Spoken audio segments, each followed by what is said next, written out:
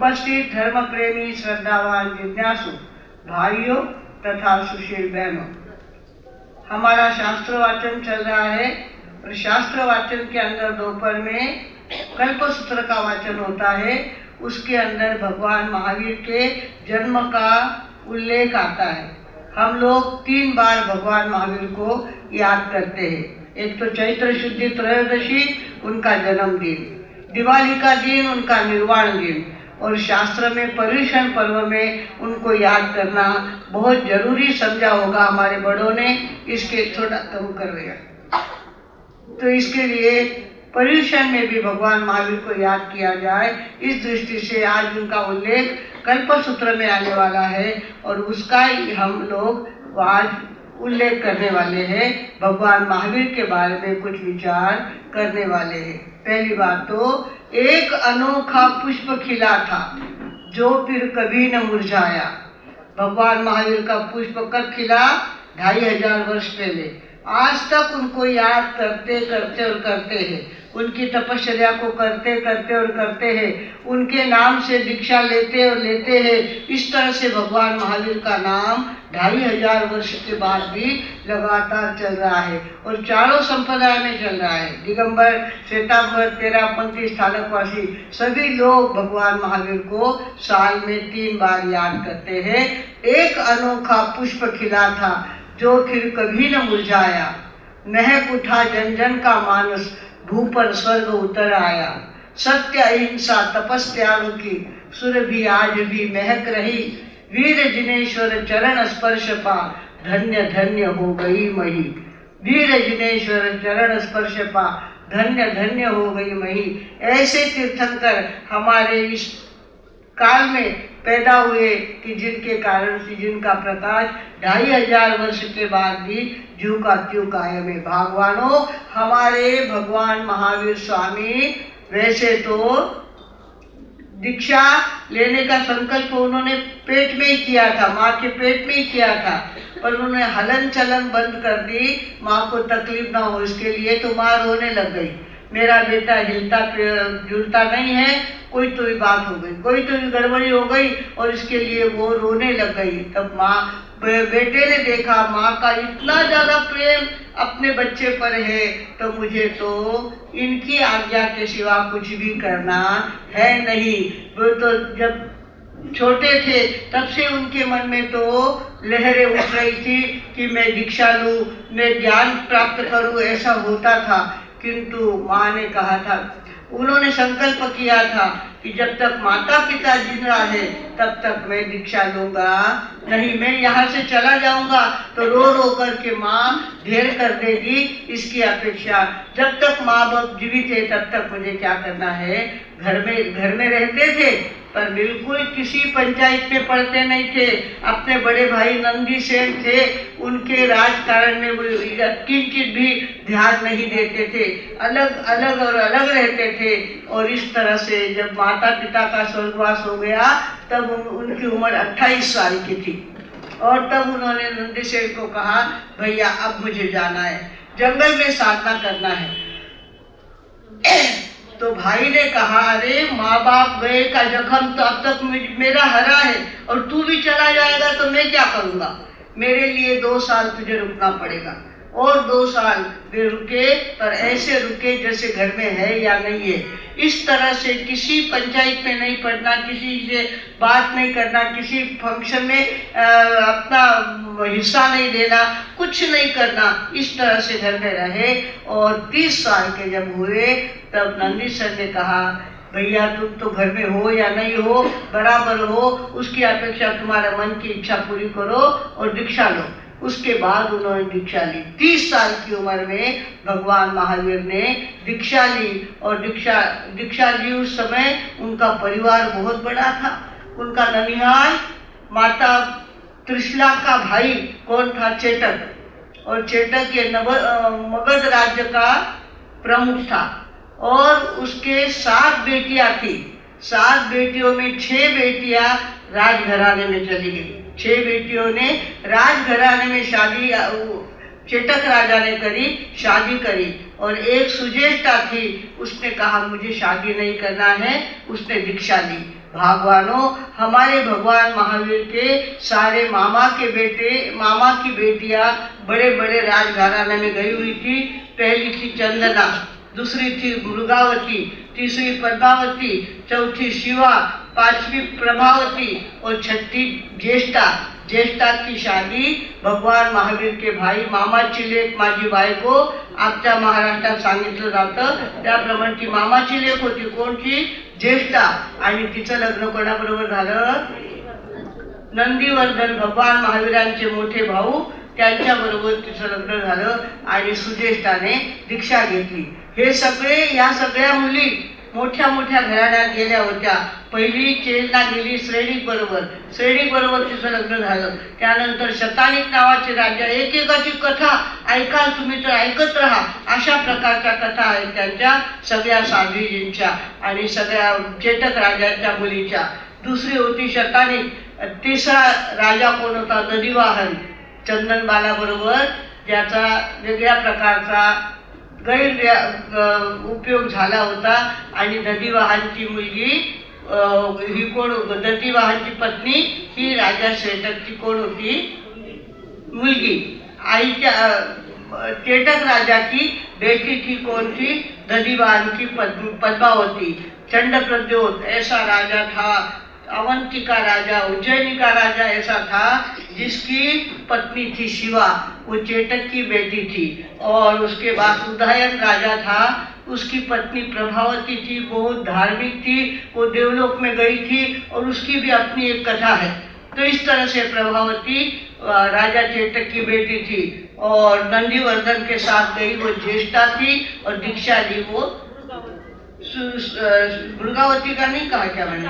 शतानिक की पत्नी मृगावती थी, उसकी भी अपनी कथा सुनो तो एक व्याख्यान पूरा हो जाए, इतनी बढ़िया कथा है उनकी भी. तो इस तरह से भगवानों, हमारे भगवान महावीर का ये परिवार ननिहाल का परिवार था, मामा का परिवार था. और मामा कैसे थे? 7,707 संस्थानिक राजाओं के मुख्य थे. 7,707 संस्थानिक राजा, मतलब एक जिल्ह्याचा एक राजा. अशा प्रकारे 7,707 संस्थानिक राजा के वो कौन थे? चेटक राजा प्रमुख थे. भगवानों, इस तरह से इतना बड़ा परिवार था उनका. वे अगर दीक्षा लेकर के खाली परिवार के गांव में घूमते तो कितना उनका समय चला जाता, पर उन्होंने सारा माइनस कर दिया. परिवार के लोग जहाँ रहते वहाँ जाना ही नहीं और सीधे कहाँ चले गए? जंगल में चले गए.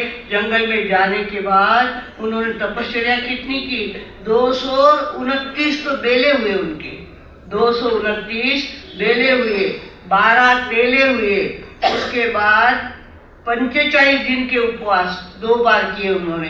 45 दिन के, मतलब 1.5 महीने के उपवास 2 बार किए. मांस खमन 12 हुए उनके.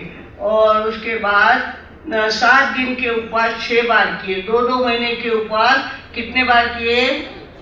6 बार किए.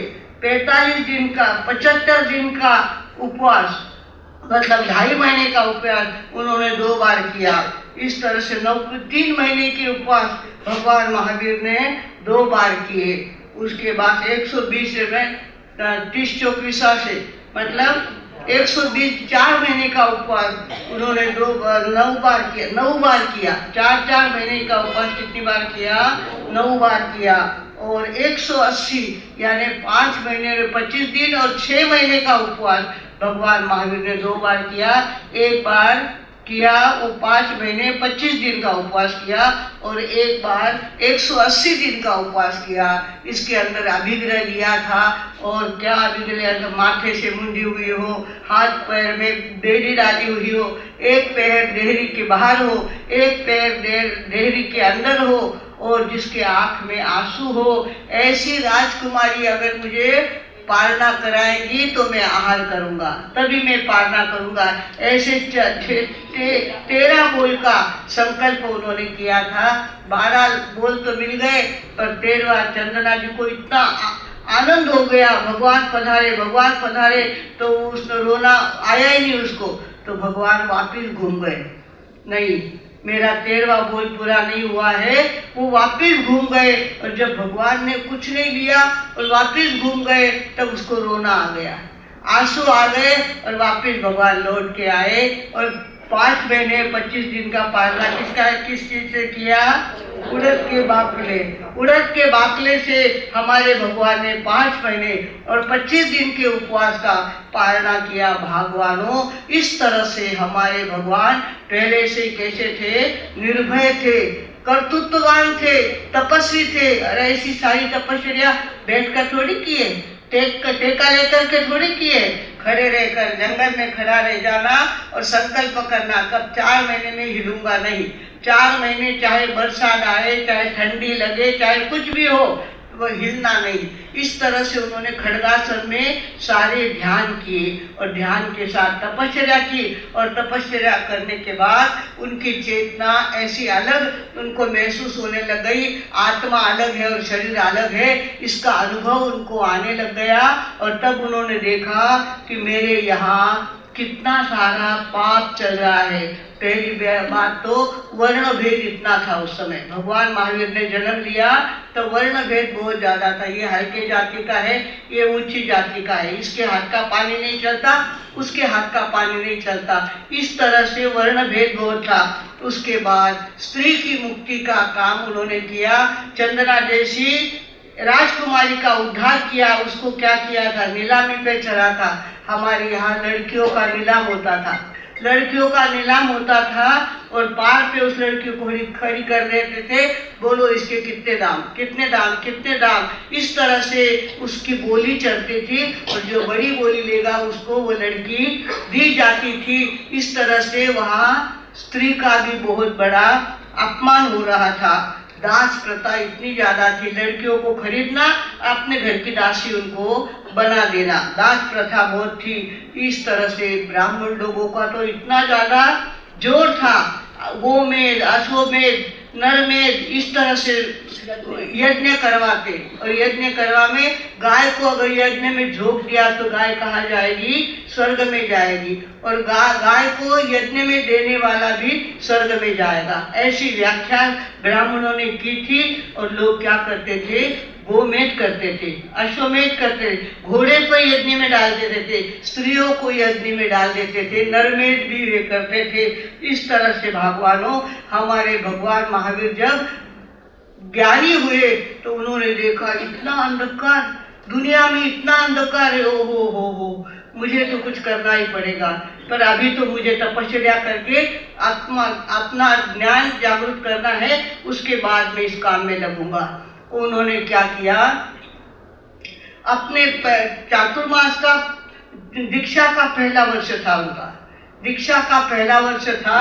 और वे कहाँ चले गए? वे वर्धमान नाम के नगर में, वर्धमान नाम के नगर में चले गए। वहां जाके देखा, उन्होंने कहा ये अच्छा गांव है तो यहाँ अपन क्या करेंगे? ध्यान करेंगे। बरसात आ रही है इतनी ज्यादा, घूमना तो योग्य नहीं है, तो यहाँ ध्यान करूंगा। इस तरह से सोच करके वो वर्धमान नगर में उतरे। वहां देखा कि हड्डियों से बड़ा हुआ चबूतरा था, हड्डियों का चबूतरा था और उस पर एक मंदिर बना हुआ था। गांव के लोग आए, कहने लगे अरे भैया तुम बहुत अच्छे घर के लगते हो और यहाँ तो यक्ष का मंदिर है, ये यक्ष का मंदिर है। हमारे यहाँ क्या हो गया? एक व्यापारी आया था, वेगवती नदी वहां पर बह रही थी। एक व्यापारी यहाँ आया था, उसके पास 500 बैलगाड़ियां थी। 500 बैलगाड़ियों में सामान लेकर के वो बड़े शहर में अपना सामान बेचने के लिए जा रहा था।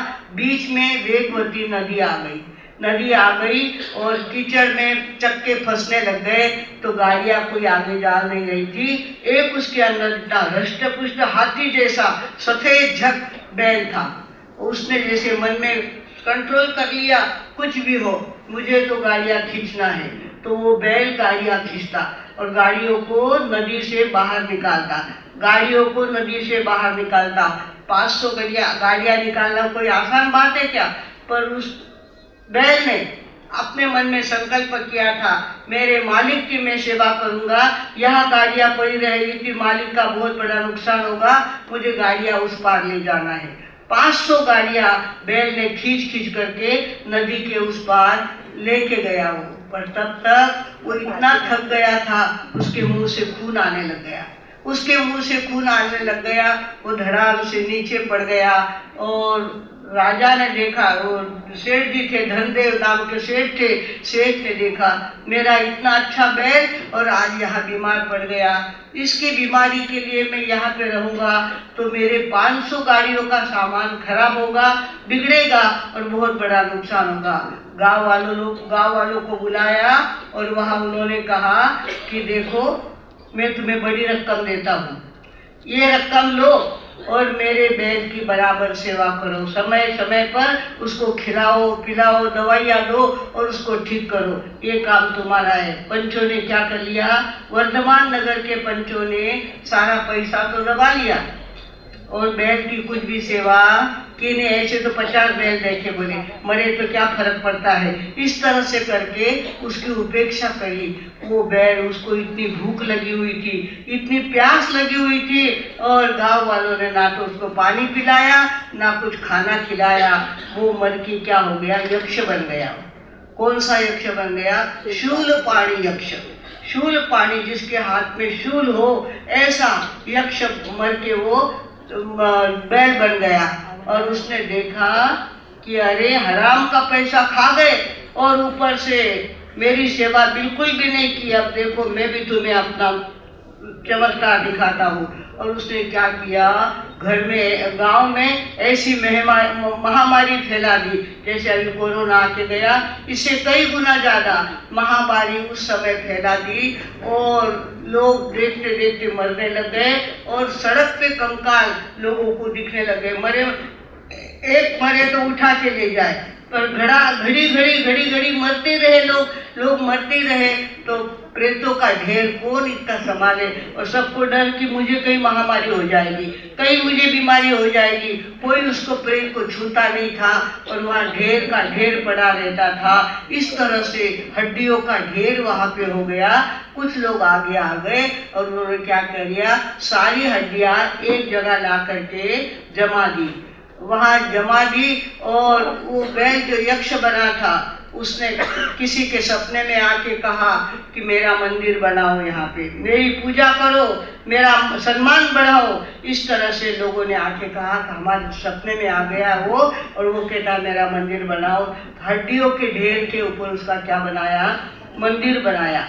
और मंदिर में यक्ष की स्थापना करी और वे लोग उसकी पूजा करते, वंदना करते, नमस्कार करते, डर के मारे सब कुछ करते थे वो। इस तरह से वो उसका मंदिर वहाँ पे ऐसा हो गया था, जो कोई रात को मंदिर में रहेगा वो जिंदा नहीं रहेगा, वो मर ही जाएगा। इस तरह से कई लोग मंदिर में जाने वाले भी मर गए थे। और ऐसे समय में भगवान महावीर स्वामी विहार करते हुए दीक्षा के पहले वर्ष में कहाँ पहुँचे, वर्धमान नगर में पहुँचे। उसका नाम क्या पड़ गया था, अस्थिग्राम। उसका नाम ही अस्थिग्राम पड़ गया था, अस्थिग्राम नाम पड़ गया था उसका। और वहाँ पे भगवान महावीर आए और आज्ञा लेने गए गांव वालों की कि मुझे यहाँ साधना करना है, ध्यान करना है, बाहर बहुत वर्षा हो रही है तो मैं यहाँ ध्यान कर सकता हूँ क्या। लोगों ने कहा महाराज ऐसा मत करना, ये बहुत डेंजर देव है और ये तो जो यहाँ मंदिर में रहता है रात को उसको जिंदा ही नहीं रखता, आप मत यहाँ पे रहो। उसने कहा उसकी फिक्र आप मत करो, मैं फिक्र करूँगा, मेरे में हिम्मत है, मेरे में निडरता है और मैं यहाँ पे रह करके एक तो इसकी जन्म सुधरेगा, यक्ष का भी जन्म सुधर जाएगा और दूसरी बात गांव में भी आनंद फैलेगा। ऐसा काम मैं करने वाला हूँ, आप मुझे आज्ञा दो। भगवान की आज्ञा ले ली और देखते देखते भगवान महावीर ने क्या कर दिया, खड्गासन में ध्यान करना चालू कर दिया। 12 बजे के बाद वहाँ पे जोरदार अट्टहास का आवाज आया, हा हा हा हा करता हुआ वो वहाँ आया और भगवान के सामने नाचने लग गया। उसको लगा कि भगवान डर जाएंगे और नीचे बैठ जाएंगे। भगवान तो टस से मस नहीं हुए, उनका ध्यान इतना सा भी भंग नहीं हुआ। अंदर में इतना ज्यादा उनके पास निडरता का बल था, वे इतने नमो जिनानम जीय भयानम, भय को जीतने वाले हमारे भगवान महावीर थे। अट्टहास करके वो आया और उसने नाचा, हा हा ही किया, पर वो जो डरा नहीं। उसके बाद उसने अपना शूल उसके हाथ में था, हाथ में शूल था, वो शूल चमका रहा था बार बार बार बार, किंतु भगवान टस से मस ना हुए। इस तरह से जो उसने क्या किया, मदोन्मत्त हाथी जैसे सामने आ गया हो ऐसा दृश्य उपस्थित किया कि हाथी के पैर के नीचे तो मैं दब के मर जाऊंगा ही, ऐसा भगवान को लगेगा और वो ध्यान छोड़ के यहाँ से भाग जाएंगे और मेरी साख यहाँ पे रहेगी। उन्होंने क्या किया, मदोन्मत्त हाथी का दृश्य उपस्थित किया, फिर भी भगवान हिले नहीं। उसके बाद पिशाचों की सेना आई पिशाचों की, और इस तरह से नाचने लगे, हा हा ही करने लग गई, फिर भी भगवान हिले नहीं और डुले नहीं। उसके बाद सर्पों की फुटकार, सर्प जैसे इतने सारे सर्प मंदिर में आ गए हैं, इधर से डसा उधर से डसा, ऐसा उनको लगा, किंतु शूलपाणी यक्ष का ये प्रयत्न भी व्यर्थ गया। भगवान ना हिले ना डुले। उसके बाद हाथी के पैरों तले उसको रोंदने का काम किया। भगवान महावीर का शरीर हाथी के पैर के नीचे रोंद देना है, ऐसा हाथी आया और जैसे शरीर के ऊपर वो हमला बोल रहा है, इस तरह से उसने दृश्य उपस्थित किया, पर भगवान को कुछ भी फर्क पड़ा नहीं। उसके बाद बिच्छू के डर से इतने सारे बिच्छू वहाँ दिखने लगे। भगवान ध्यान में है, भगवान खड़े हैं और बिच्छू वहाँ दिखने लग गए, इधर से काटा उधर से काटा, ऐसा लगा, पर भगवान तो हिले नहीं और डुले नहीं। उसके बाद शिकारी कुत्ते भो भो करते हुए उनके शरीर पर दौड़ने लग गए, फिर भी भगवान हिले नहीं। उसके बाद जहरीली चींटियां, लाल चींटियां होती बड़ी बड़ी, वो उनके शरीर को चिपकने लग गई और दंश देने लग गई, पर भगवान को यत्किंचित भी फर्क पड़ा नहीं। उसके बाद उन्होंने क्या किया कि चारों तरफ से इतना उपसर्ग, 20 प्रकार के उपसर्ग दिए। कितने दिए? 20 प्रकार के उपसर्ग भगवान संगम नाम के देवता ने, भगवान से ईर्ष्या की, उसको बड़ा आया साधना करने वाला, कौन सी साधना करेगा देखता हूँ मैं, अभी उसको भयभीत करता हूँ, अभी उसको नीचे गिराता हूँ, ऐसा उसको लगता था। संगम नाम के देवता ने 20 प्रकार के उपसर्ग भगवान को दिए, पर भगवान तो टस से मस हुए नहीं। जो ध्यान में खड़े थे ध्यान में ही खड़े रहे, ना तो उनको मरने का डर लगा, ना जानवरों का डर लगा, किसी प्रकार का कोई उनको डर लगा नहीं। जैसे आग के आगे पानी, आग में पानी पड़ जाता है तो आग कैसी हो जाती है? निस्तेज हो जाती है। ऐसे वो संगम नाम का देव निस्तेज हो गया। ओहो, इतनी साधना आप लोगों की है, 20 प्रकार की मैंने वेदनाएं दी तो भी आप हिले नहीं डुले नहीं। वो इतना ज्यादा इम्प्रेस हो गया, इतना ज्यादा प्रभावित हो गया कि उसने साष्टांग दंडवत वहां पे दिया और पूछा कि भगवान आप कौन हैं, आप कौन हैं? तब सिद्धार्थ नाम का यक्ष ये सारा नाटक देख रहा था, वहीं पे था वो, सिद्धार्थ नाम का यक्ष था वहां पर। उसने कहा, अरे भैया तुम किसको डिगाना चाहते हो? ये तो मेरू पर्वत जैसा आदमी है, ये तो त्रिशला रानी का बेटा है, सिद्धार्थ राजा का सुपुत्र है, और इसको तुम तकलीफ देना चाहते हो, डिगाना चाहते हो? ये तो आगे चल करके तीर्थंकर होने वाले हैं, तीर्थ की स्थापना करने वाले हैं, और इनको कोई भी हिला सकता नहीं, डुला सकता नहीं। आप फिक्र मत करो, इनको तो वंदना करना ही अपना बड़ा काम है, और तुम भी नमस्कार करो इसको। तो संगम नाम के देवता ने क्या किया?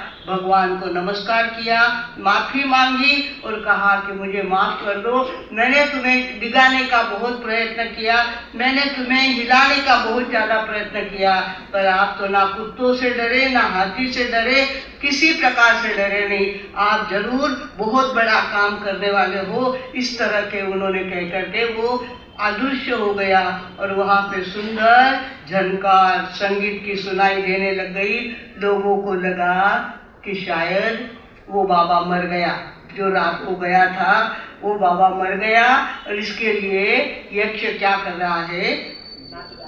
नाच गाने चालू कर दिए हैं। सारे डरते डरते वहाँ पे आए, देखा तो भगवान तो ध्यान में खड़े हैं और यक्ष वहाँ का गायब हो गया है। ओहो, इस तरह से गायब हो गया हमारे ईश्वर। और यक्ष की वाणी वहाँ से गूंजी, इसके आगे यहाँ मैं कभी भी नहीं आऊँगा और यहाँ किसी को कोई तकलीफ नहीं दूंगा।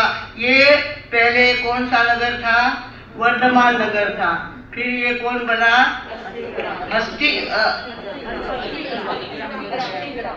अस्थिग्राम बना। ये अस्थिग्राम बना। फिर अस्थि हड्डियों का गांव ऐसे अस्थिग्राम नाम पड़ गया था उसका। और उसके बाद फिर कहा ये वर्धमान नगर वर्धमान ही नगर रहेगा, इसको फिक्र मत करो, अब वापिस में यहाँ उपद्रव देने के लिए नहीं आऊंगा। भगवानों, इस तरह से हमारे भगवान का पहले वर्ष में इतना बड़ा संकट आया था और भगवान ने उसको चुटकी जैसा उड़ा दिया। पूरी रात तकलीफ लोगों यक्ष ने दी, पर वे किंचित भी घबराए नहीं। भगवानों, इस तरह से हमारे कुंडलपुर के लाल ऐसे होके गए। उनको नमस्कार करना चाहिए कि नहीं? वो लगाओ उनकी। हाँ, लगाओ। कुंडलपुर के लाल तेरी महिमा है अपार, भगवान महावीर नमस्कार नमस्कार। भारत का भाग्य जगमगाया फिर से एक बार, भगवान महावीर नमस्कार नमस्कार। हो जय भगवान, जय हो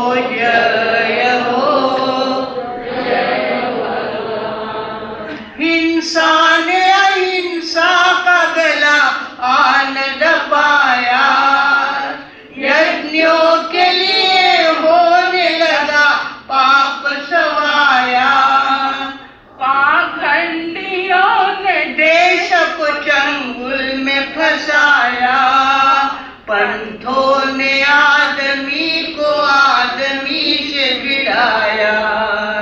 चारों दिशाओं से उठी थी एक ही पुकार, भगवान बोलो महावीर नमस्कार नमस्कार।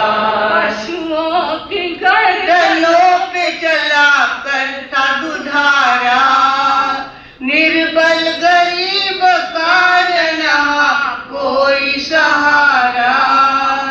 दर दर भटकता फिरता था विश्वास हमारा, सब देवी देवताओं ने था हमको विसारा। आकाश भी दहल गया इस दृश्य को निहार, भगवान महावीर नमस्कार नमस्कार। जय हो। राजा ने भी जन्मदिन की बहुत खुशियां मनाई थी। त्रिशला की माँ अपनी गोद लेकर के ऐसी आई थी कि चारों तरफ उजाला करने वाला बेटा उनको पैदा हुआ था। चारों तरफ कुंडलपुर नगर में आनंद ही आनंद था। भगवानों, ऐसे भगवान महावीर का जन्मदिन आज हमने पर्युषण के 5वें दिन को मनाया है और भगवान महावीर हमारे हृदय में बैठे हुए हैं। सभी लोग भगवान महावीर के नाम पे यहाँ पे इकट्ठे हुए हैं। घर छोड़ करके आए हो तो यहाँ से अब 12 महीने तक आपको संकल्प करना है। महावीर 4 अक्षर है। मनोजयी घर बन न सके तो महावीर की पूजा क्या। महावीर का म क्या कहता है? मनोजयी घर बन न सके तो महावीर की पूजा क्या। संवत्सरी पर्व आने वाला है, उस दिन आपने को उपवास करना है और मन पर विजय दिलाना है। हम भगवान महावीर के भगत हैं और हम जरूर मन पर विजय दिलाएंगे और उस दिन उपवास करेंगे। मनोजयी घर बन न सके तो महावीर की पूजा क्या। हाथ कहता है हाथों से नहीं दान दिया तो महावीर की अर्चा क्या। हाथों से दान देना बहुत जरूरी है। जिस वर्धमान प्रतिष्ठान में हम लोग रह रहे हैं, वर्धमान प्रतिष्ठान ने इतना खर्चा किया है, इतनी सेवा दी है, इतना आपका ध्यान रखा है। तो जहाँ पर हमारा धर्म ध्यान हुआ है, हमें 4 शब्द अच्छे सुनने को मिले हैं। उस प्रतिष्ठान को दान देना हमारा परम कर्तव्य है। दान देना ताकि ये लोग 12 महीने तक अपनी एक्टिविटी चला सके। भगवान, यहाँ हॉस्टल के बच्चे आते हैं, उनके हॉस्टल में आलू प्याज होते हैं और वो कहते हैं हमारे पर्यूषण पर्व चल रहे हैं, हम आलू प्याज खा नहीं सकते, हम कहाँ भोजन के लिए जाए। तो वर्धमान प्रतिष्ठान ने ये सेवा की है और बच्चों को अपनी तरफ से भोजन खिलाते हैं। बच्चे यहाँ शाम को देखो कितने बच्चे भोजन के लिए आ जाते हैं। भगवानों, ऐसी संस्था को सहयोग देना हमारा परम कर्तव्य है। हाथों से नहीं दान दिया तो महावीर की अर्चा क्या। वी कहता है महावीर, वी कहता वीरोचित नहीं गुण सीखे तो महावीर की चर्चा क्या। वीरोचित, वीर कैसे वीर थे, इतने डर से हम तो हो करते तो घबरा जाते। पीछे से पता चला कि उनके सांप आयो तो सगा दिना कया उबा रह जाएगा, इतना डरते हम लोग। तो सांप बिच्छू से डरते हैं तो बाकी बातों क्या। और भगवान महावीर ने इतना अभय किया, 20 प्रकार के उपसर्ग आए तो भी टस से मस नहीं हुए। इतनी ज्यादा उनके पास अभय शक्ति थी, अभय की शक्ति थी। भगवानों, वीरोचित नहीं गुण सीखे तो महावीर की चर्चा क्या। और रचनात्मक अगर कार्य नहीं तो व्यर्थ हुआ ना खर्चा क्या। रचनात्मक कार्य होना चाहिए। पर्यूषण पर्व आते हैं, लोगों के पैर इधर मुड़ने लगते हैं, प्रदूषण चालो, प्रदूषण चालो, थानक में चालो, शास्त्र सुनो, इस तरह से अपने आप मन में भावना पैदा होती है। भगवान महावीर ने ये प्रतिष्ठा जमाई है और वो आज तक प्रतिष्ठा चल रही है। भगवानों, इस तरह से हमको भी रचनात्मक कार्य करेंगे, अपने घर में भी रचनात्मक कार्य करेंगे, घर को भी डिसिप्लिन में लाएंगे। घर के छोटे लोगों का मुंह बड़ों के सामने नहीं चले, इस तरह का हम वातावरण तैयार करेंगे। छोटे बोलते हैं और बड़े सुनते हैं, ऐसा नहीं होना चाहिए। अपने घर में भी डिसिप्लिन होनी चाहिए। पर्यूषण पर्व का संकल्प करो कि हमारा घर शिस्तबद्ध रहेगा, शिस्त का पालन करेगा। पर्यूषण पर्व में तो रात्रि को खाएंगे ही नहीं, कुछ भी हो जाए। पर्यूषण पर्व में रात को खाना यानी मांस को खाने जैसा पाप लगता है। और संवत्सरी के दिन पानी पीना यानी रक्त पीने जैसा, उसका श्लोक है मेरे पास, अभी नहीं मेरे पास। तो वो श्लोक कहता है कि संवत्सरी के दिन पानी भी पीना नहीं चाहिए। जहाँ तक बने तपस्या करो। भगवान ने इतनी तपस्या करी, उनकी तपस्या की लिस्ट आपने सुनी, कितनी बड़ी लिस्ट थी। राजकुमार थे, जवान थे, श्रीमंत थे, सब घर में। ननिहाल इतना पैसे वाला था उनका, नाना जी इतने ताकत वाले थे, उनकी मौसिया इतनी ताकत वाली थी, फिर भी उन्होंने इसमें से बाहर निकलकर और अपना सामर्थ्य जागृत किया और वे भगवान महावीर बन गए, तीर्थंकर बन गए। भगवानों, ऐसे तीर्थंकर का जन्म हम 3 बार मनाते हैं। 3 बार तीर्थंकर को याद करते हैं। पहले चैत्र शुद्धि त्रयोदशी, दूसरा दिवाली का दिन और तीसरा पर्यूषण का 5वां दिन। ये हमारे भगवान महावीर की भक्ति करने के पवित्र दिन है। इन दिनों में हम भक्ति करेंगे और जहाँ तक बने अपनी ताकत से ज्यादा हम दान करेंगे, सेवा करेंगे और तपस्या करेंगे। इस तरह का सभी संकल्प करें। भगवान महावीर को बार बार याद करें। भगवान महावीर ने इतनी ताकत बताई है कि हम भी उसका एक तुझ भी हमारे अंदर ले ले तो बहुत बड़ी बात हो जाएगी। भगवानों, ये श्लोक मेरे पास आया है। अस्तंगते दिवानाथे आपो रुधिरमुच्यते अन्नम मांस समम प्रोक्ता मार्कंडेय महर्षिणा। मार्कंडेय ऋषि ने कहा है कि अन्न खाना यानी मांस खाने जैसा है और पानी पीना यानी खून पीने जैसा है, ऐसा मार्कंडेय ऋषि ने कहा है। भगवानों, तो हम तो जैन हैं, भगवान महावीर के भक्त हैं और इतनी आस्था उनके प्रति रखते हैं। हमारा काम है हम तप जप और संयम से अपने जीवन को सजाए और अपना पर्यूषण पर्व सार्थक करके बताए। इसी श्रद्धा भावना के साथ अपने विराम लेती हूँ। ओम शांति।